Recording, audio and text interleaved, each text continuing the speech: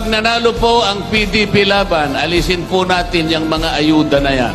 Yun pong kumukonsumo ng kuryente 2,000 isang buwan pababa. Pwede na po nating ilibre yun.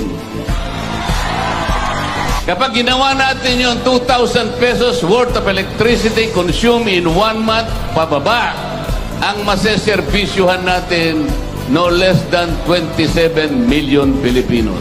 Parehas, walang korupsyon sapagkat diretso sa inyo. Walang makakapagpasikat kasi wala nang magbibigay sa inyo. Kasi ngayon, nagbibigay. Akala mo naman ang galing sa bulsa nila yung perang binibigay sa inyo. Tandaan po ninyo, isasabihin namin sa gabing ito, talagang tatanggalin nila ang Vice President. Isa lang paraan para mapigilan natin ang kanilang binabalak. Yung team na yun, ayaw na nilang makauwi si Tatay Digong dito sa ating bansa. Pero merong isang team pipigilan yung kanilang kagustuhan, PDP Laban.